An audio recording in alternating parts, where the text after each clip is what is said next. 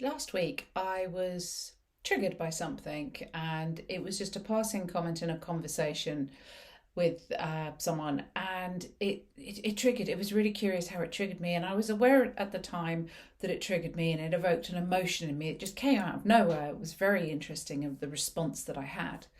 So I put my professional head on, and I was like, oh yeah, no, it's okay. Kind of reflected on it, thought about it, chewed it around in my mind, and I thought I'd managed to put it to bed.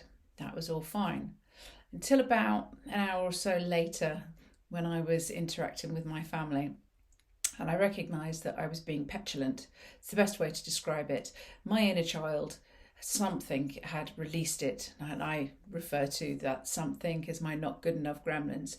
They'd released my inner child, and she was running around, and she was causing havoc, because my inner child learnt from a young age that the only way to get attention is to show off, or to be petulant, or to be naughty.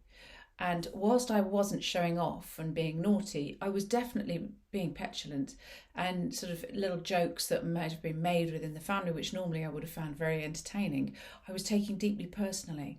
And I was so aware of it, but I couldn't stop it. So I explained to my husband what was going on. So he was like, okay, understood. But it was very frustrating, because for 2 days, I consciously couldn't put my inner child away or calm her, and I couldn't stop those not good enough gremlins from jumping out and taking over. And I found it very frustrating. After a couple of days, or 2 days, I did manage to park them. I'm not sure what exactly was the trigger that put them back in their box, but it was really interesting for me to experience my triggered behaviours and how difficult it can be to put things back into their box or perspective. And I just wanted to share that with you, because it's really curious how we in our everyday lives can just come across a comment or read something or see something, and it might trigger or evoke an emotion, which then sets off a sequence of events which seems to have a cycle that it needs to, in my case, it needed to complete. And once it had completed its cycle of petulance, I was back to normal. So I just wanted to share that with you.